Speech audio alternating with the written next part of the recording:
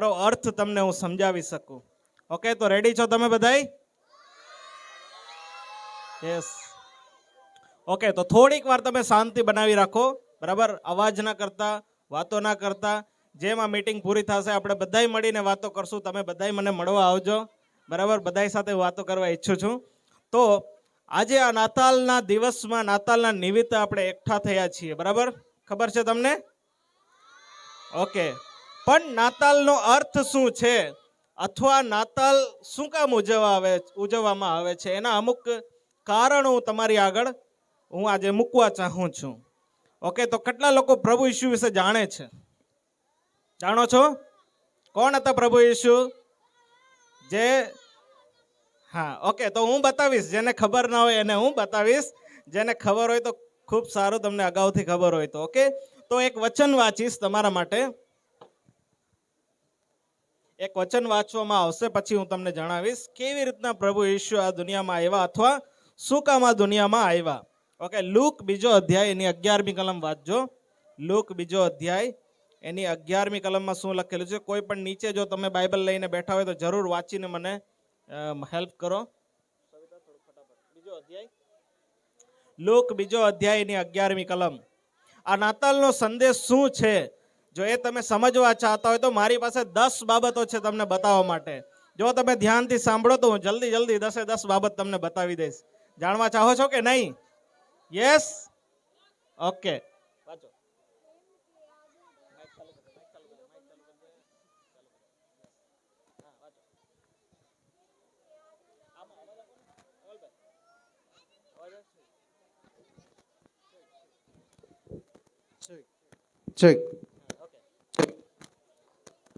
સાંભળજો શું વાંચે છે, ધ્યાનથી સાંભળજો.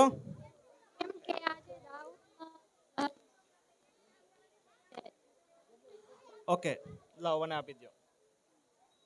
ઓકે, તો હું વાંચું છું તમારા માટે, સાંભળજો ધ્યાનથી.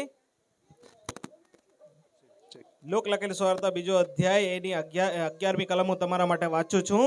અહીંયા લખેલું છે, કેમ કે આજે દાઉદના શહેરમાં તમારે સારું એક તારનાર એટલે ખ્રિસ્ત પ્રભુ જન્મ્યો છે.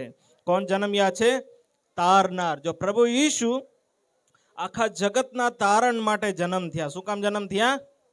નાતાલ એટલે કોઈ એક ઉજવવાનો જ ખાલી તહેવાર નથી, પણ એનો એક બહુ મહત્વનો અર્થ છે, જે અર્થને આજે આપણે સમજીએ.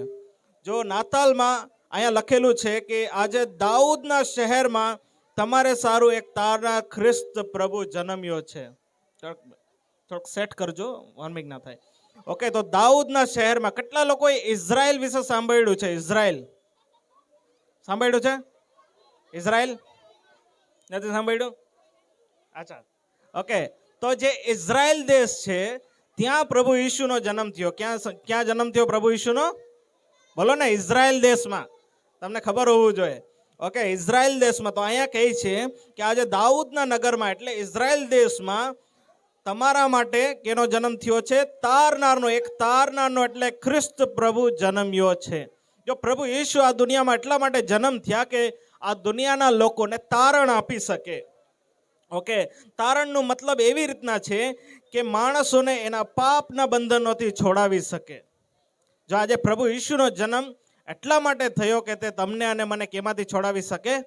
એક પાપના બંધનોમાંથી, બીમારી અને શ્રાપના બંધનોમાંથી. તો હવે તમે કહેશો કે સાહેબ એવું હોય તો કઈ રીતે? એને તમે જરાક તમે એના વિશે મને સમજાવવો. જો એમ તમે કહેવા માંગતા હોય તો જો દુનિયામાં દરેક માણસો ભૂલ કરનાર વ્યક્તિ છે.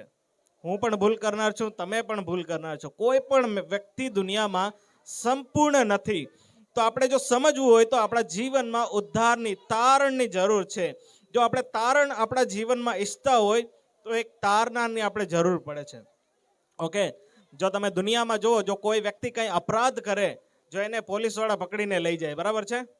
જ્યારે પોલીસવાળા એને પકડીને લઈ જાય તો એક વ્યક્તિ જોઈએ ને છોડાવવા માટે, જેને શું કહેવામાં આવે? શું કહેવામાં આવે એને? પોલીસવાળા કોઈને પકડી જાય તો એક વ્યક્તિ એને છોડાવવા માટે જોઈએ, એને શું કહેવાય? જામીન. સમજી ગયા? હોશિયાર છે. અને છોકરાઓ આપણે બહુ હોશિયાર છે. જામીન. ઓકે, તો જેવી રીતે એક ફસાયેલા માણસને પોલીસ પાસેથી છોડાવવા માટે જામીનની જરૂર પડે. એ વ્યક્તિ કદાચ ખુદ ગમે એટલી સફાઈ આપે કે સાહેબ મેં નથી કર્યું, અથવા સાહેબ મારાથી ભૂલથી થઈ ગયું, અરે મારી એવી ઈચ્છા જ નથી, અરે મારી એવી ગણતરી જ નથી કે આ ભૂલ હું કરું. સાહેબ સાંભળવાના નથી. સાંભળશે સાહેબ? વાંધો નહીં, જવા દો ને એમ કહેશે? નહીં. પણ એના માટે કોની જરૂર પડશે? એક જામીનની જરૂર પડશે. એવી રીતે જ પ્રભુ ઈસુ આ દુનિયામાં માણસો માટે જામીન તરીકે આવ્યા, કે જે માણસો પાપમાં પડેલા છે તેઓને છોડાવવા માટે થઈને પ્રભુ ઈસુ આ દુનિયામાં જન્મ થયા. સમજો છો તમે? તો જામીન કોણ પડી શકે તમને ખબર છે? છોકરાઓ ખબર છે? જામીન એ જ વ્યક્તિ પડી શકે જેનું ખાતું ક્લિયર છે. એક દારૂડિયો બીજા દારૂડિયાને છોડાવી શકતો? હા, ઓકે. તો જે વ્યક્તિનું કેરેક્ટર ક્લીન છે, જેનું શું કહેવાય, જેને એનઓસી મળવા પાત્ર છે એવા વ્યક્તિ, જેનો કોઈ ગુનો નથી, એવા વ્યક્તિ આવીને જ છોડાવી શકે. આજે આપણે વાંચીએ છીએ ત્યારે આપણે જોવા મળે છે કે પ્રભુ ઈસુ તારનાર તરીકે આવ્યા. જલ્દીથી બીજા એક બાબતને હું તમારી આગળ મૂકવા ચાહું છું. શું કામ પ્રભુ ઈસુ આ દુનિયામાં આવ્યા? શું કામ આજે આપણે નાતાલને ઉજવીએ છીએ? ધ્યાનથી સાંભળજો તમે. યોહાન લખેલી સુવાર્તા 3 અધ્યાયની 16મી કલમને હું તમારા માટે વાંચું છું. કેમ કે દેવ જગત ઉપર એટલી પ્રીતિ કરી કે તેણે પોતાના એકાકી જનિત દીકરો આપ્યો, એ સારું કે જે કોઈ તેના ઉપર વિશ્વાસ કરે તેનો નાશ ના થાય, પણ તે અનંત જીવન પામે. ઓકે, પ્રભુએ એટલા માટે પ્રભુ ઈસુએ જન્મ લીધો કે સૌથી પહેલા તમારા અને મારા ઉપર દેવ પ્રેમ કરતા હતા. બોલો, દેવ પ્રેમ કરતા હતા. ઓકે, તો જ્યારે દેવ તમારા અને મારા ઉપર પ્રેમ કરતા હતા તો એને એ વસ્તુને બતાવી પડી. જો હું મારી પત્ની અહીંયા બેઠી છે, બરાબર ને? બરાબર. અને હું કહું વાહ તને બહુ પ્રેમ કરું છું, ખાલી એટલું જ બોલું તો કામ થઈ જશે? શું કરવું પડે? બોલો ને. ફરવા લઈ જવું પડે, હા ને? હા કે નહીં છોકરાઓ? હા, છોકરાઓ બહુ હોશિયાર છે. એને ફરવા લઈ જવું પડે, એને કંઈક તો લઈ દેવું પડે, તો જ એ પ્રેમ હું કરું છું એમ ખબર પડી શકે.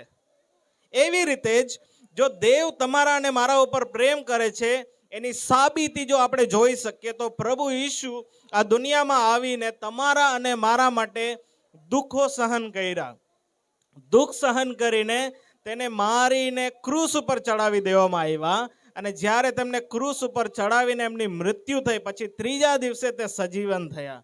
અને સજીવન થઈને લગભગ 1 મહિનાથી પણ વધારે સમય સુધી બધાને દર્શનો દીધા. એમાંના ઘણા એમના શિષ્યો હતા ને ઘણા અજાણ્યા લોકો હતા. એટલે હું તમને જણાવવા ચાહું છું, જો પરમેશ્વર તમને અને મને નાશ થવા દેવા ચાહતો નથી, એના લીધે એને એના પુત્રને મોકલીને આ દુનિયામાં જન્મ આપીને તમારા મારા તારણ માટે કામ કર્યું. હું એમ માનું છું કોઈ પણ એવા મા બાપ નહીં હોય જે એવું ઈચ્છતો હોય કે એનો બાળક એક ખોટી લાઈનમાં ચડી જાય અથવા એનો બાળક એક અપરાધી બની જાય. કોઈ મા બાપ છે એવા અહીંયા? મારે એને મળવું છે. કોઈ એવું મા બાપ છે જે એમ ઈચ્છે કે મારું બાળક મોટો થઈને આતંકવાદી બનવું જોઈએ? છે કોઈ? કોઈ નથી ઈચ્છતું. આપણે બધા ઈચ્છીએ છીએ કે આપણા બાળક સારા ભવિષ્યમાં તે લોકો જીવે અથવા એને એક સારું ભવિષ્ય મળે. એવી રીતના જ પરમેશ્વર ચાહે છે કે તમારા અને મારા જીવનમાં એક સારું જીવન મળે. એના માટે એને પોતાના એકાકી જનિત દીકરાને મોકલી દીધો. અહીંયા લખેલું છે કે જે કોઈ તેના ઉપર વિશ્વાસ કરે તેનો નાશ ના થાય, પણ તે અનંત જીવન પામે. અને આજે સવારે ઉપલેટામાં પણ અમારે પ્રોગ્રામ હતો આવી રીતના. તો ત્યારે હું લોકોને પૂછતો હતો કેટલા લોકોને જિંદગી જીવવું અથવા જીવન જીવવું ગમે છે, મજા આવે છે? ના, મને હજી 100-200 વર્ષ મળે તોય હું જીવીશ. છે કોઈ એવું? અહીંયા પણ એ જ પ્રશ્ન પૂછીશ તમને. કોઈ એવું વ્યક્તિ છે જેને જીવન જીવવામાં બહુ મજા આવે છે અને તમે એમ કહેવા ચાહતા કે સાહેબ મને 100 નહીં, મને 500 વર્ષ આપો, હું જીવીશ? છે કોઈ એવું? હે? આ છોકરાઓ જ આ પાડે છે. બાકી બધા તમે કંટાળેલા લાગો છો મને, હે ને? વહેલી રજા મળે તો સારું. Okay, okay. જો એક વસ્તુ તમને જણાવવા ચાહું છું, જ્યારે આજે આપણે આ દુનિયામાં જે આપણે જીવન જીવીએ છીએ એમાં ઘણા પ્રશ્નો હોવાના લીધે આપણું જીવન જીવવું પણ એક પ્રશ્ન અમુક સમય બની જાય અને તમે કંટાળતા હોય કે આ જીવનનો કોઈ અર્થ રહ્યો નથી, આ જીવનનો કોઈ ઉદ્દેશ્ય નથી. પણ યાદ રાખજો, બાઇબલમાં લખેલું છે કે તે પણ જે કોઈ તેના ઉપર વિશ્વાસ કરે તેનો નાશ ન થાય, પણ તે અનંત જીવન પામે.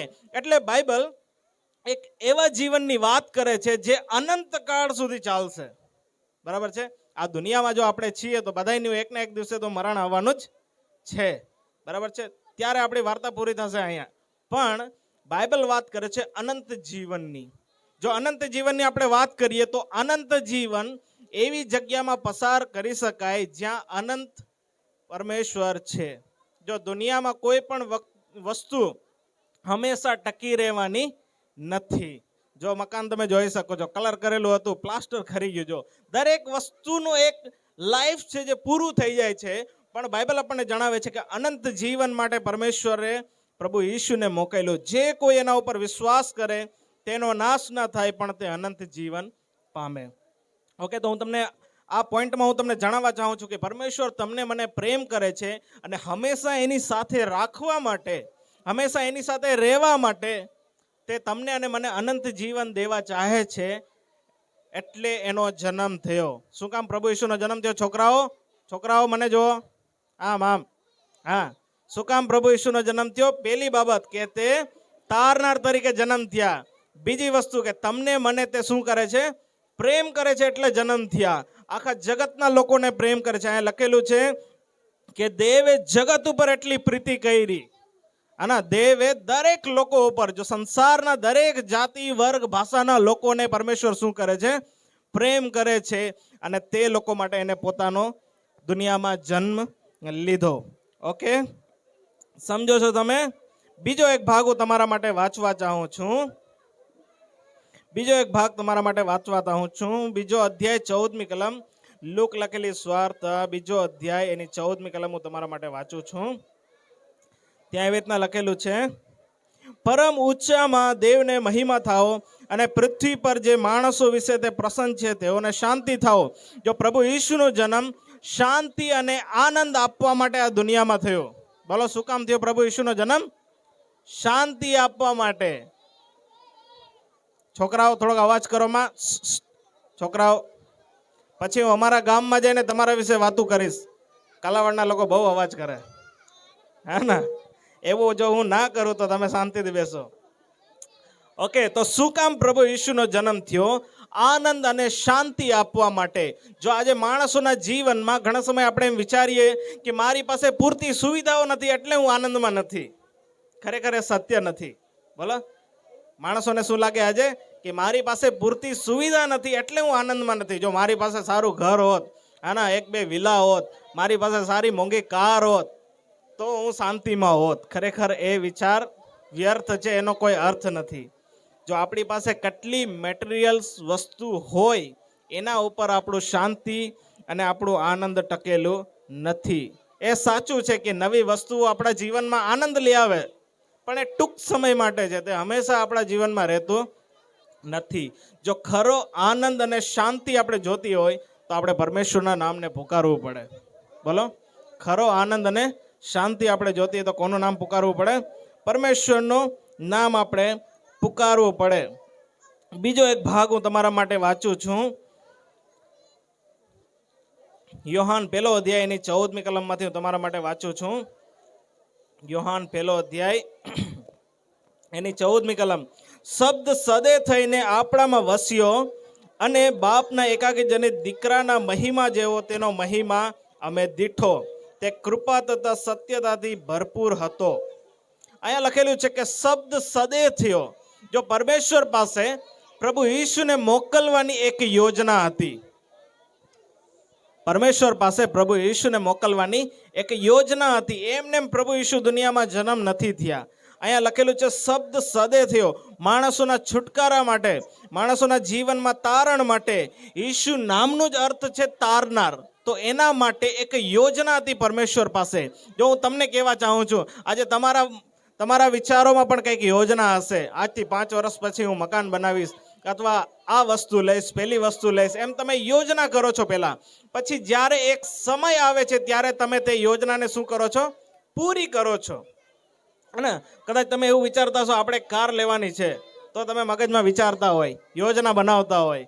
પછી એક સમય આવે, તમે શોરૂમે જઈને તમે પસંદ કરીને પછી તમે ઘરે લઈને આવો છો. એવી રીતના જ બાઇબલમાં જો આપણે વાંચીએ તો પરમેશ્વરે પ્રભુ ઈશુને મોકલવા માટે એક સારી યોજના બનાવી. અને આ યોજના જ્યારે પ્રભુ ઈશુ જન્મ થયા તે સમયમાં રોમી સામ્રાજ્ય આખાઈમાં રાજ કરતું હતું. અને તે સમયમાં જેમ અત્યારે ઇંગ્લિશ ભાષા હાલે છે તે રીતના તે સમયમાં ગ્રીક ભાષા બહુ પ્રખ્યાત હતી. કેટલા લોકોએ સિકંદર વિશે સાંભળ્યું છે? સાંભળ્યું છે સિકંદર? નહીં? કઈ વાંધો નહીં. જો સિકંદર એવો માણસ હતો જેને દુનિયાના ઘણા બધા ક્ષેત્રોને જીતી લીધા હતા, પણ છેલ્લે તેના હાથમાં કંઈ આવ્યું નહીં. પણ જો આપણે ધ્યાનથી સમજીએ તો તે સમયમાં રોમન સામ્રાજ્યો એવા હતા કે તે લોકોની જે રોડ રસ્તાઓ હતા તે બહુ સારા હતા. અને તે સમયમાં જે ભાષા હતી તે ગ્રીક ભાષા હતી વધારે પ્રખ્યાત. તો એના લીધે પ્રભુ ઈશુ એ સમયમાં જન્મ થયા અને એના લીધે એમની વાતો દુનિયા સુધી પહોંચી શકી. ઓકે, તો પ્રભુ ઈશુ એટલા માટે જન્મ થયા કે તે વચન દેહધારી થયું. પરમેશ્વરની યોજના પૂરી કરવામાં આવી. પરમેશ્વરનો જે પ્લાન હતો તમારા મારા વિશે, તે પ્લાનને પરમેશ્વરે શું કર્યું? અમલમાં લીધું. હજી જો આપણે સમજવું હોય તો હજી એક વચન વાંચીશ તમારા માટે. માથી 1 અધ્યાય એની 21મી કલમ હું તમારા માટે વાંચીશ. તમે ધ્યાનથી સાંભળજો.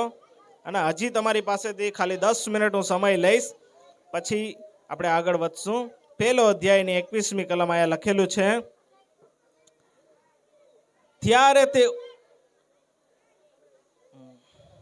માંથી 1 અધ્યાય 21મી કલમ. ઓકે.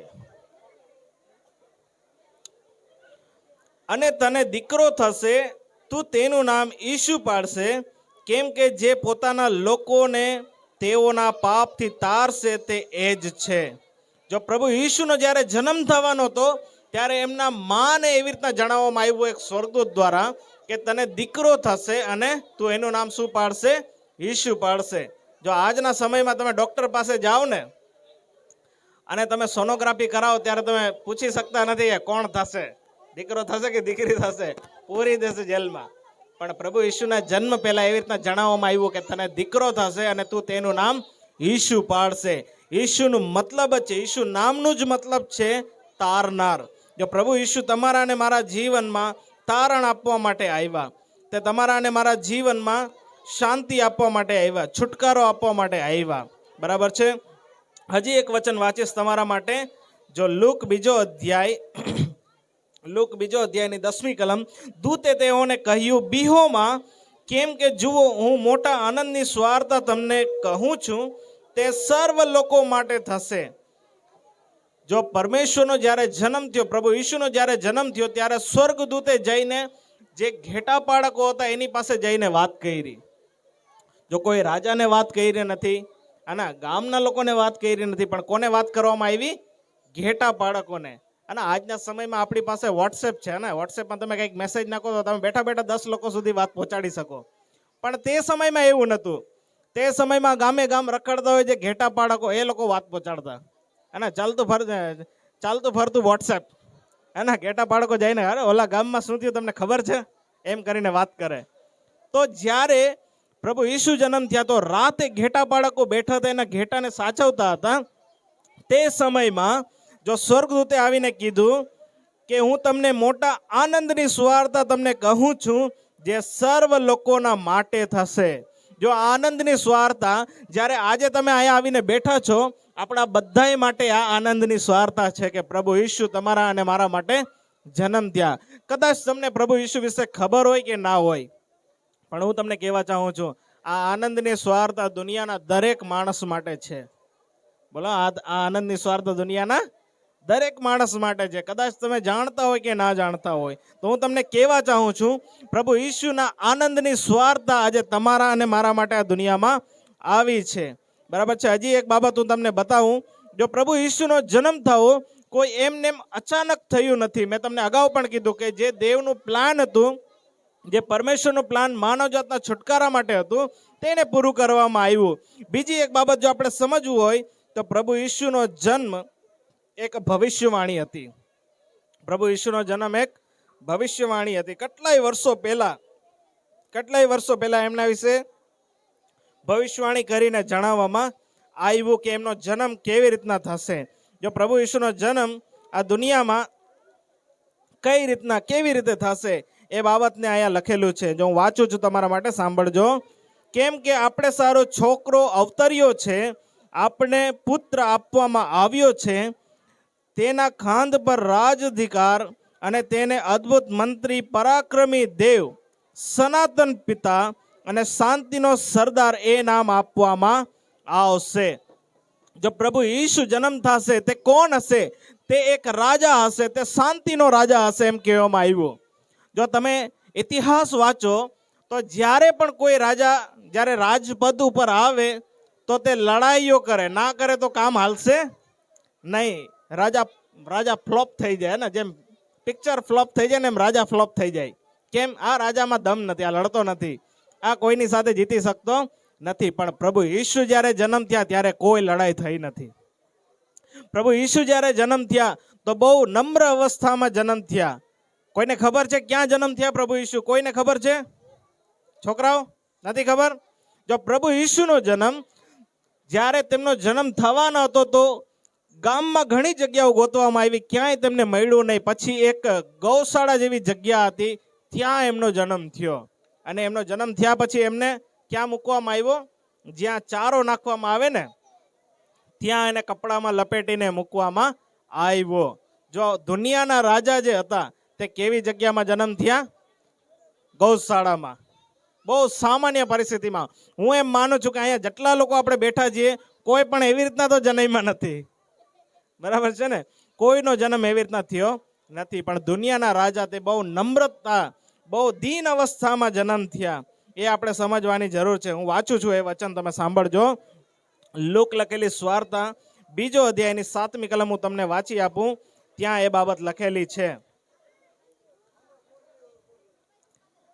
તેણે તેને પોતાનો પ્રથમ દીકરો જન્મ્યો, તેણે તેને લુગડામાં લપેટીને ગભાણમાં સુવાડ્યો, કારણ કે તેઓને સારું ધર્મશાળામાં કંઈ જગા નથી. જો પ્રભુ ઈસુના જન્મ થવા માટે એમને ધર્મશાળામાં પણ કોઈ જગા આપવામાં આવી નહીં. જ્યારે તેઓ પૂછવા ગયા તો એમને કહેવામાં આવ્યું અહીંયા કોઈ જગ્યા નથી.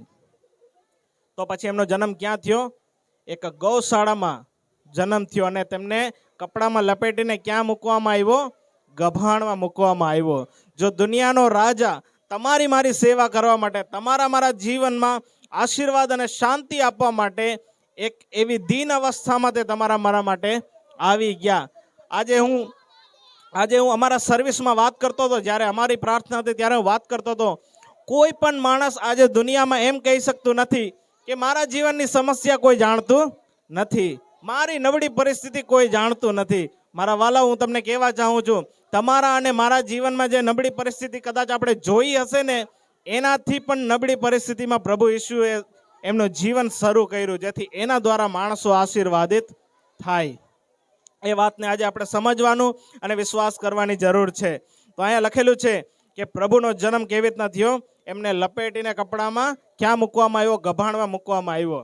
અને હું આજે બતાવતો હતો કે આપણા બાળકો જન્મ થાય તો શું થાય? ગામમાંથી એક મસ્ત અને રૂવારી ગોદડી આપણે લઈ આવીએ, હા કે ના? અને જ્યારે આપણા બાળકનો જન્મ થવાનો હોય તો આપણે એમ કહીએ કે કાલાવાડમાં સારું હોસ્પિટલ કયું, ત્યાં લઈને આપણે જતા હોય.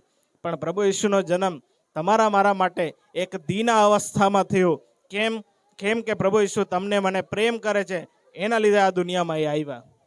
અને એમના આવવાથી, એમના જીવનથી અને એમના બલિદાનથી તમારા મારા જીવનમાં છુટકારો અને આશીર્વાદ આવે છે.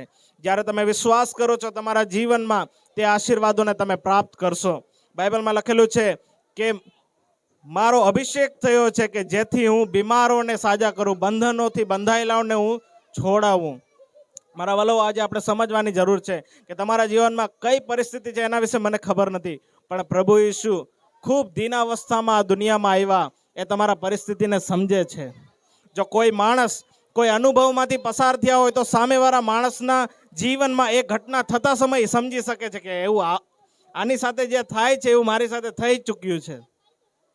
તો તમારે મારે સમજવાનું કે જેમ પ્રભુ ઈસુના જીવનમાં જે ઘટનાઓ થઈ, જે દુઃખ એને સહન કર્યા, એ આજે તમારા મારા જીવનમાંથી કદાચ તમે પસાર થતા હોય તો એને સમજે છે.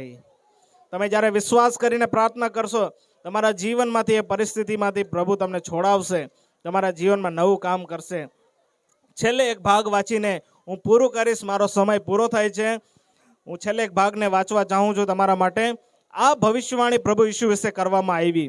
કયા પ્રકારનું દુઃખ પ્રભુ ઈસુએ સહન કર્યું. અને આજે નાતાલ છે, આજે આપણે તૈયાર થઈએ છીએ, સારા સારા કપડાં પહેરીએ છીએ અને ગીતો વગાડીએ છીએ, આનંદ કરીએ છીએ. હમણાં થોડીક વાર પછી તમે ડાન્સ જોશો, ઘણું બધું આયોજન આપણે કરીએ છીએ. પણ પ્રભુ ઈસુના જન્મની પાછળ ખૂબ મોટા દુઃખની વાત પણ છે. જેટલા આનંદની વાત છે એટલા દુઃખની પણ વાત છે. એને આપણે સમજવાની જરૂર છે. અહીંયા લખેલું છે કે તે તો તેની સન્મુખ ફણગાની પેઠે તથા સુખી ભૂમિમાંની જળની પેઠે ઉગ્યો. તેનામાં કંઈ સૌંદર્ય નહોતું ને કંઈ લાવણ્ય નહોતું. આપણે તેને જોઈએ ત્યારે તેનું સ્વરૂપ એવું નહોતું કે આપણે તેને ચાહીએ.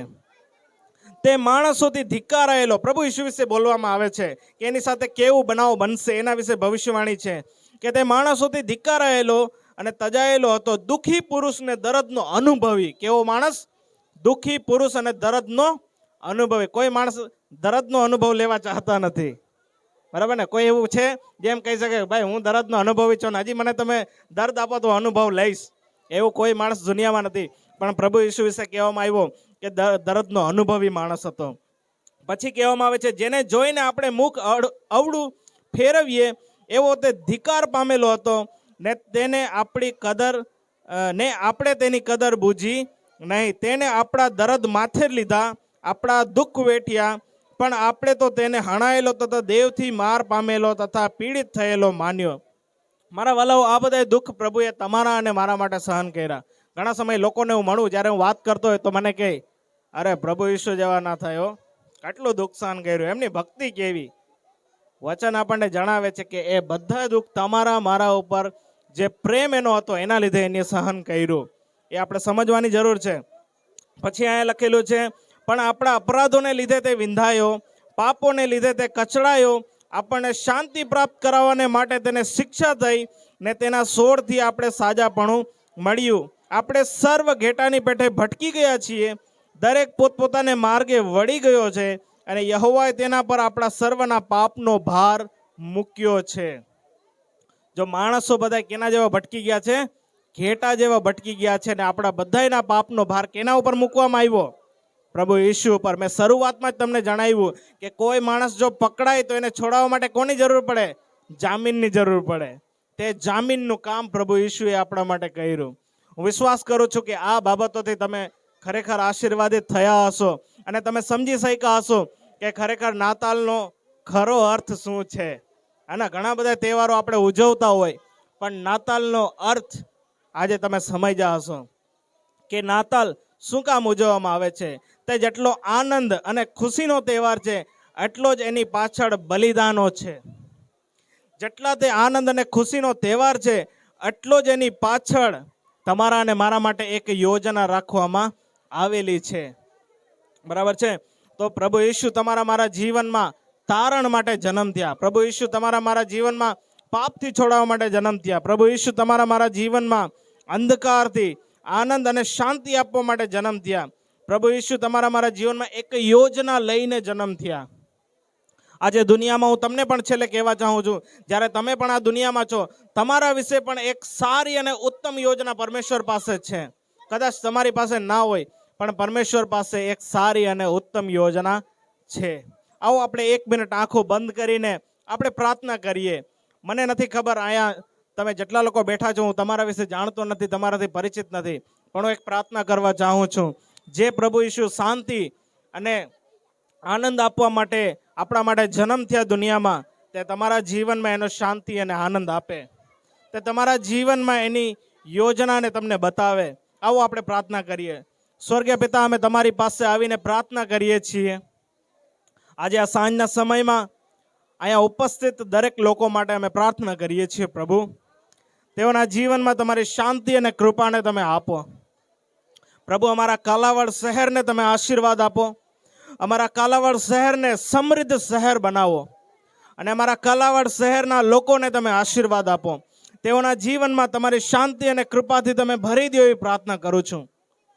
પ્રભુ, હું પ્રાર્થના કરું છું આ સમયમાં જેટલા લોકો અહીંયા બેઠા છે તેઓના જીવનમાં કોઈ પણ પ્રકારની નિરાશા હોય, હતાશ હોય, અથવા કોઈ પણ પ્રકારની મૂંઝવણ હોય, અથવા તેઓના જીવનમાં કોઈ પણ પ્રકારની બીમારી હોય, કંઈ પણ પ્રશ્ન તેઓના જીવનમાં વ્યક્તિગત હોય, હું પ્રાર્થના કરું છું પ્રભુ તેઓને એમાંથી તમે છોડાવો. તમારા પ્રેમથી તેઓના જીવનને ભરી દો. હું પ્રાર્થના કરું છું તમારી યોજના તેઓના જીવનમાં પૂરી થાય. જે સ્વર્ગીય યોજના છે તે તેઓના જીવનમાં પૂરી થાય અને તમારા આશીર્વાદોથી પ્રભુ આ કાલાવડના લોકો ભરપૂર થાય એવી હું પ્રાર્થના કરું છું. પ્રભુ આ સમય માટે, આ તક માટે હું તમારો આભાર માનું છું. અમારી મધ્યમાં તમે રહીને આગળના કાર્યમાં અમને ચલાવો, આશીર્વાદ આપો. પ્રાર્થના ઈશુના નામમાં માંગુ છું પિતા. Amen, amen.